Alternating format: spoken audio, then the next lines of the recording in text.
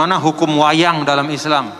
Silahkan nilai bukan dari namanya, tapi apa sih hakikatnya. Kalau wayang itu adalah satu medium, ya, dengan tokoh-tokohnya itu mencerminkan, katakanlah suatu kisah pertarungan antara hak dan yang batil. Lalu terakhir yang menang adalah yang hak. Yang batil itu walaupun dia kuat, dia hebat, tapi dia jatuh, kalah. Apa artinya? Berarti itu bisa jadi medium dakwah. Ya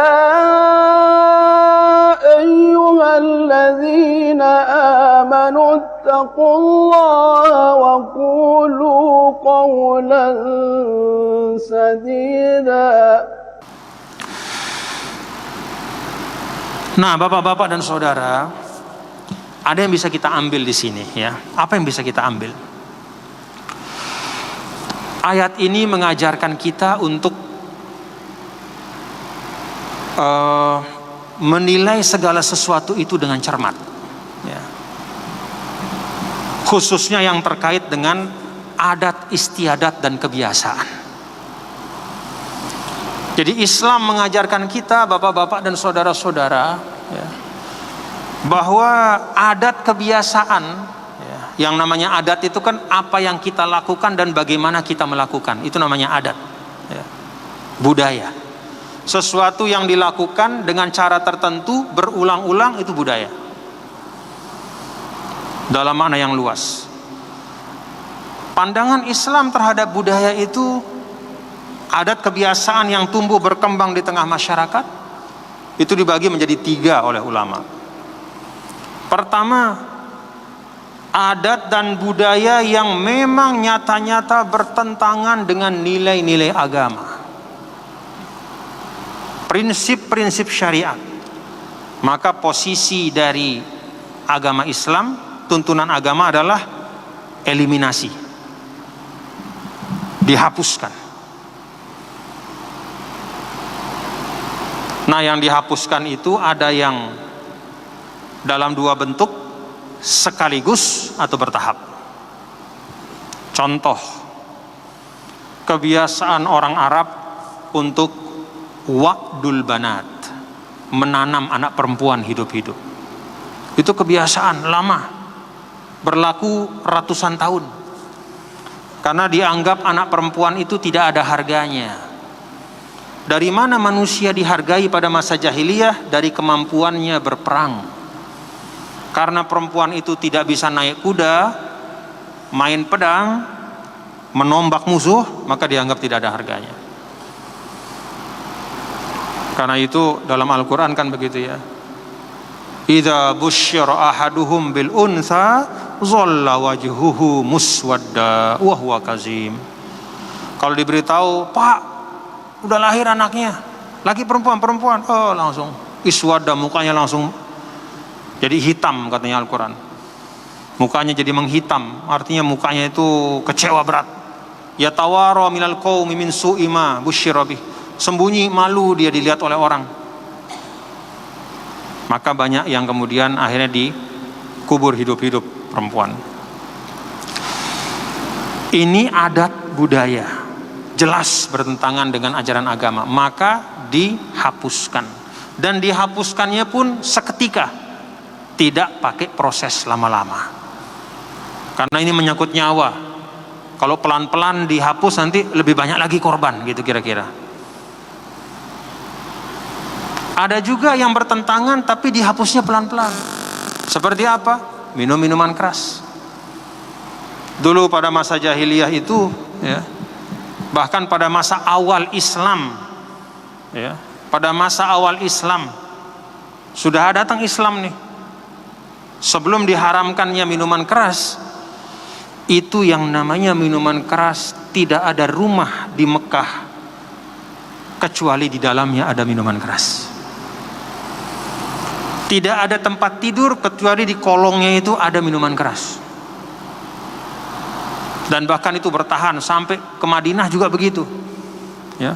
Sehingga ketika turun suratul Maidah itu, fajtanibuh, maka jauhilah. Lalu kemudian semua memecahkan minuman keras tuh, kata para sahabat, sampai minuman keras itu menyentuh mata kaki kami, saking banyaknya. Jadi di jalan itu apa bahasa kita tuh belabur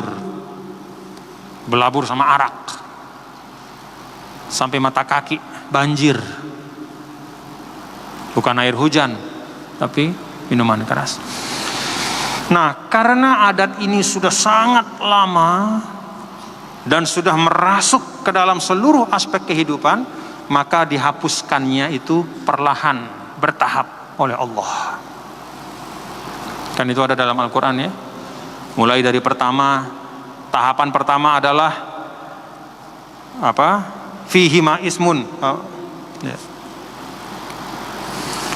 Wa manafi'u linnas wa ismuhuma akbaru. Nah, mereka bertanya tentang berjudi dan minuman keras. Wahai Muhammad, katakanlah, di dalam dua perbuatan itu ada dosa, ada kejahatan, dan memang ada juga beberapa manfaatnya, tapi kemudaratan dan kejahatan itu lebih besar. Nah, mulai diajak berpikir, apa kebaikannya minuman keras dan judi itu? Ya, minuman keras itu kebaikannya artinya bisa jadi bisnis, ada untungnya kalau diperjualbelikan. Tapi ismuhuma akbaru, nah, dosanya lebih besar. Maka mulai orang berpikir. Tahap kedua, la taqrabus sholata wa antum sukara. Jangan kamu mendekati sholat kalau lagi mabuk. Maka terpaksa 5 kali sehari orang-orang yang mabuk itu kalau sudah dekat waktu sholat dia buang, ya, jangan sampai dia teler pas lagi sholat itu. Kita bayangkan coba. Jadi dia buang, katakanlah setengah jam sebelum sholat. Artinya apa? 5 kali sehari mereka itu akhirnya terkondisikan menjauhi minuman keras cara Islam. Lalu kemudian barulah fajtanibu, diminta untuk menjauhi sama sekali. Nah, akhirnya barulah kemudian itu proses. Jadi adat budaya yang bertentangan dengan prinsip-prinsip agama, ya bertentangan dengan nilai-nilai Islam itu, posisi Islam apa? Dihapus seketika maupun bertahap. Ya. Yang kedua, adat kebiasaan yang sebenarnya mengandung nilai yang mulia, tetapi ada penyimpangan di dalamnya. Apa contohnya? Nusratul qabilah, membela keluarga atau membela suku zaman dulu. Zaman jahiliyah itu kalau ada anggota suku itu melakukan suatu kezoliman, katakanlah membunuh orang, lalu dia kembali ke sukunya, maka dia akan dilindungi oleh sukunya itu. Sehingga kalau keluarga dari yang dibunuh itu datang, dia akan berhadapan bukan kepada satu orang, kepada semua. Akhirnya bisa perang suku. Istilahnya, pokoknya ini keluarga, mau jahat, mau bunuh orang, mau apa, kita akan bela sampai tetes darah terakhir. Nah, ini diluruskan oleh Islam. Ya, jadi ditadil, direvisi, ya, dievaluasi, direvisi dan dikoreksi. Maka Islam mengajarkan boleh dan bagus kalau kita menolong saudara, ya. Tetapi harus dengan cara yang baik. Kalau saudara kita itu memang benar-benar dizolimi, maka boleh kita bela dengan nyawa. Kalau dia dizolimi, dengan kehormatan kita jaga, kita bela. Tapi kalau saudara kita itu menzolimi, maka bukan begitu caranya membela. Caranya membela adalah kalau dia belum berbuat zolim, cegah dia, jangan dibiarkan. Kalau dia sudah kedung berbuat zolim, maka tegakkan hukum dengan keadilan. Nah, jadi budaya yang berkembang di tengah masyarakat, ya, terkait dengan membela teman, membela suku, itu dimodifikasi oleh Islam, diluruskan, tidak dihapus, dikoreksi. Ada juga, yang ketiga, budaya yang mengandung nilai yang baik dan juga caranya itu tidak bertentangan dengan tuntunan agama. Maka terhadap budaya yang seperti ini, Islam mengakuinya dan bahkan memperkuat maknanya. Diperkuat oleh Islam. Kalau zaman dulu orang Arab terkenal dengan karom, kemurahan hati. Orang Arab itu zaman dulu rumahnya tidak terkunci, istilahnya. Siapapun orang yang mau masuk untuk mengambil air minum, mengambil makanan, dipersilahkan. Kalau musim haji, orang-orang kaya Arab itu memotong ontanya, sapinya, kambingnya, dan dihidangkan kepada siapapun, kenal tidak kenal, dikasih makan. Di depan rumahnya itu ditaruh bong, ceret air untuk orang minum, siapapun. Memuliakan tamu. Ketika Islam datang, adat dan budaya ini diakui oleh Islam, bahkan ditambah kemuliaannya. Kalau pada masa jahiliyah memuliakan tamu itu adalah adat yang biasa, maka ketika Islam datang, memuliakan tamu itu menjadi salah satu tanda iman dalam hati kita. Man kana yu'minu billah wal yaumil akhir falyukrim dhaifahu. Siapa yang beriman kepada Allah dan hari akhir, maka dia hendaklah memuliakan tamu. Nah, ini prinsip tuntunan Islam. Karena itu bapak-bapak dan saudara, kalau melihat adat dan budaya kita, tinggal ukur saja. Jangan terpaku pada namanya, karena nama itu bisa beda-beda antara satu tempat dengan tempat yang lain. Tapi kalau esensinya adalah sesuatu yang baik, maka tidak masalah. Silahkan ditradisikan.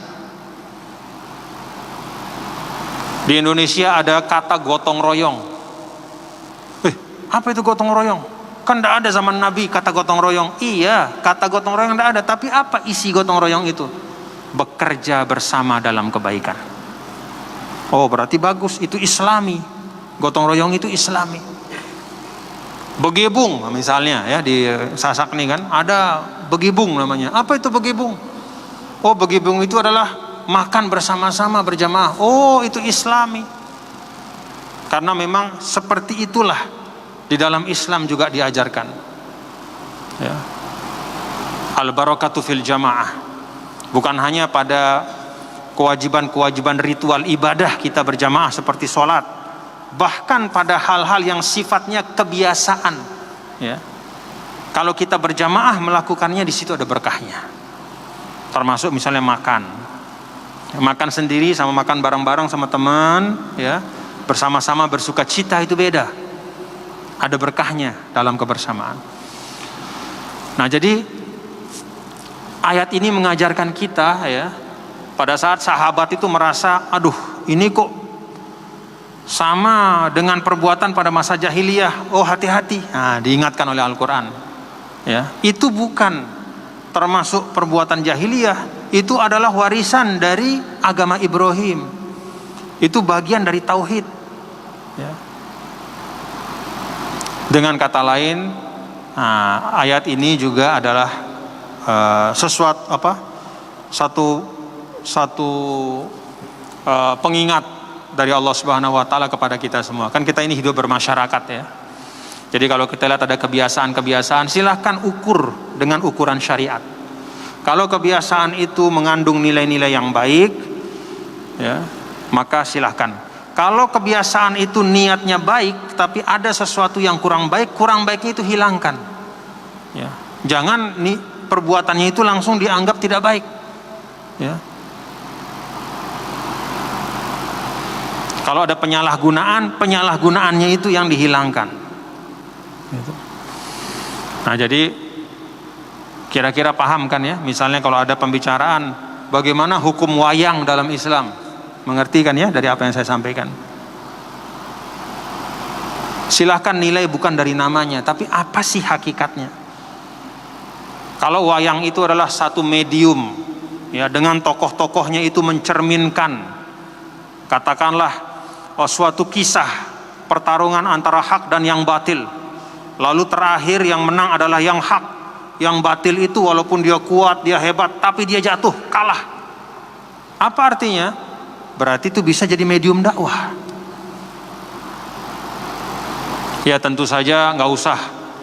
Kalau misalnya ada sebagian apa istilahnya ya, berwayang itu misalnya di sebagian tempat ada ritual yang aneh-aneh ya nggak usah pakai ritualnya.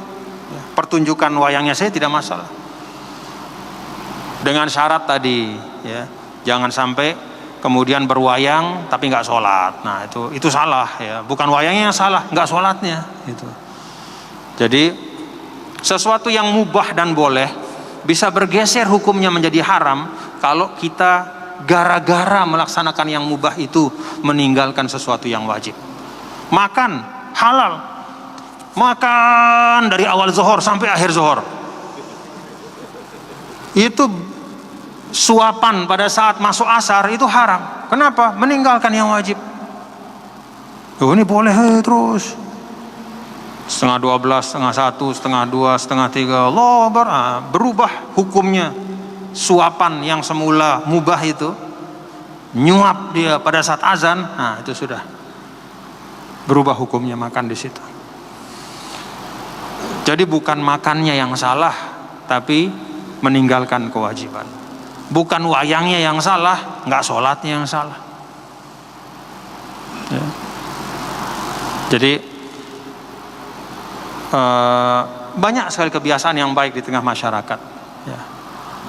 Yang kalau kita melaksanakannya sesuai ukurannya, dia baik. Tapi kalau berlebihan, yang namanya segala sesuatu yang berlebihan itu pasti tidak baik. Ya, pasti tidak baik. Nabi saja pernah kok dulu orang-orang Habasyah, orang-orang hitam, anak-anak muda orang hitam itu nyanyi-nyanyi sambil nari di masjid di Madinah, ditonton sama Nabi. Sayyidah Aisyah di belakang Nabi juga ikut nonton. Sampai kira-kira sudah beberapa waktu, kata Nabi, cukup ya Aisyah. Ya udah selesai. Nabi masuk. Apa artinya? Berkesenian itu boleh, asal jangan berlebihan. Berkesenian itu boleh, asal isi dari seni itu tidak mengajak kepada kemaksiatan. Lagu misalnya, "Hei bapak-bapak, ibu-ibu, dendek tersembayang, dendek tersembayang." Anda boleh itu. Itu lagunya itu mengandung sesuatu yang mengajak. Nginem berem, itu lagunya tidak boleh. Tapi kalau lagunya bagus, kalau kata Imam Ghazali, yuraqqikul qalba, membuat hati kita tersentuh. Coba lagunya Bimbo itu. Oh, nangis kita. Lagu Bimbo mengingatkan kita akhirat, mengingatkan kita kematian. Bimbo dengan satu lagunya itu mungkin bisa menyentuh hati seseorang yang lebih baik daripada 1000 ceramah mungkin. Itu dakwah melalui lagu. Nah, jadi bapak-bapak saudara, melihat budaya yang berkembang di tengah masyarakat itu tidak boleh dengan kacamata kuda. Pokoknya budaya berarti bertentangan dengan Islam, minggir. Pokoknya Islam yang namanya budaya, minggir. Gak boleh. Nabi sendiri sayang sama budayanya. Kenapa Nabi pakai jubah, pakai gamis itu? Ya karena itu budaya orang Arab. Bahkan dulu Nabi, nah ini saudara-saudara ya, adat dan budaya antara Mekah Madinah itu beda. Di Mekah itu al-makhid, baju yang pakai jahitan itu tidak ada. Jadi orang di Mekah itu biasanya itu apa namanya itu, berkelumbung-kelumbung doang. Jadi kalau pakai pakaian itu paling 2 helai, di bawah jadi sarung, di atas jadi kelumbung. Ya baju, kalau malam jadi selimut apa gitu. Tidak berjahit. Begitu pindah ke Madinah, Rasulullah SAW, penduduk Madinah itu sudah biasa pakai baju yang berjahit. Jubah itu berjahit, ada tangannya. Apakah Nabi tetap menggunakan pakaian ala Mekah? Tidak. Nabi berubah, pakai pakaian orang Madinah, pakai pakaian berjahit. Apalagi setelah orang Yaman masuk Islam. Orang Yaman itu jubahnya besar-besar. Kalau kita lihat tuh jubah-jubah itu yang dipakai ulama, itu dari Yaman dulu asalnya itu. Dari Yaman, dari Persia. Kalau orang Arab asli Mekah Madinah tidak ada yang pakai jubah kayak begitu. Begitu datang orang Yaman, orang Persia masuk Islam, apakah kemudian Nabi tidak pakai pakaian itu karena asalnya dari orang kafir? Tidak, dipakai sama Nabi. Lebih bagus, lebih bisa menahan dingin. Jadi ada perubahan. Di Mekah orang Arab itu tidak ada yang punya kloset dalam rumahnya. Jadi kalau mau qada hajat pergi dia ke tanah jauh-jauh itu. Ke padang pasir. Buang hajat, timbun seperti kucing itu. Ya memang begitu, ya. Bukan kekurangan juga, memang begitu adatnya. Tapi begitu pindah ke Madinah, berkembang, buat rumah di Madinah, ya seperti orang Madinah. Ada toilet, ada kamar mandi, nempel dengan rumah. Dulu di Mekah, Nabi dan para sahabat itu pakai gelas dibikin dari kayu. Begitu pindah ke Madinah, tidak lama kemudian, karena Madinah itu banyak banyak orang datang dari mana-mana, mulai dikenal gelas pecah belah dipakai oleh para sahabat. Jadi adat budaya ya, itu bisa berubah setiap saat, setiap waktu. Termasuk stempel Nabi. Itu Nabi kan dulu tidak pernah punya stempel. Sampai akhir-akhir ketika Amul Wufud, ya, diberitahu Nabi oleh para sahabat, ya Rasulullah, biasanya kalau pemimpin-pemimpin di luar negeri, Raja Persia, Raja Romawi itu mereka selalu mengirim suratnya di stempel, tanda bahwa surat ini sah resmi. Karena itu ya Rasulullah, kalau engkau mengirim surat kepada mereka, engkau harus stempel juga. Kalau enggak percaya mereka. Nanti mereka bilang ini raja abal-abal atau pemimpin abal-abal gitu. Akhirnya apa? Nabi bikin stempel. Tulisan di stempel itu Muhammad Rasulullah. Jadi Islam itu menerima perubahan adat dan budaya, kebiasaan, selama dia tidak bertentangan dengan prinsip-prinsip agama. Justru karena sifat Islam yang bisa menerima budaya-budaya yang baik, maka Islam bisa menyebar kemanapun di dunia. Jadi Islam tidak ngurus mau pakai jubah, mau pakai celana, mau pakai sarung, tidak diurus sama Islam. Yang diurus apa? Tutup aurat. Udah itu. Mau namanya jubah, mau namanya sarung, mau namanya apa lagi? Segala macam. Yang penting tutup aurat. Udah itu ukuran. Makan juga, mau makan apa? Mau makan seafood, mau makan vegetarian, mau makan daging sapi, kambing, silahkan. Selama tidak haram dan tidak berlebihan, udah sesuaikan. Nabi pernah pergi dihidangkan dop, semacam biawak itu. Nabi agak begini. Sahabat nanya, haram ya Rasulullah? Saya nggak makan karena saya nggak tahu ini apa. Saya nggak biasa makan ini.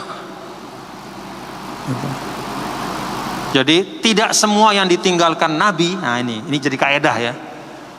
Dari peristiwa itu kata para ulama, tidak semua yang ditinggalkan Nabi berarti haram.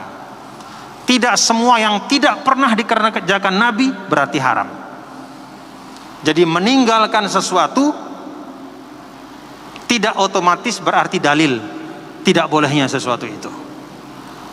Paham bapak-bapak ya? Apa yang menjadi dalil dari tidak bolehnya sesuatu? Penegasan tidak boleh. Nah itu baru dalil. Tapi kalau Nabi tidak mengerjakan, itu tidak bisa serta-merta dikatakan bahwa sesuatu itu tidak boleh.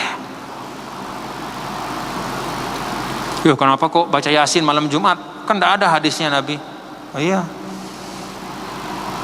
Memang tidak ada hadis dari Nabi yang sahih langsung tentang membaca Yasin malam Jumat yang sahih ya. Tetapi para sahabat sendiri, para tabi'in tidak memahami bahwa karena tidak ada itu berarti nggak boleh, enggak. Buktinya apa? Mereka sendiri banyak yang baca Yasin malam Jumat. Kenapa mereka baca? Mereka memaknakan secara umum. Ya. Firman Allah Ta'ala ya, untuk memperbanyak membaca Al-Quran, kemuliaan surah Yasin, fadilah-fadilah surah Yasin. itu dipahami. Kemudian kenapa mereka membacanya malam Jumat? Ya karena malam Jumat adalah malam yang mulia. Jadi tradisi sahabat, tabi'in.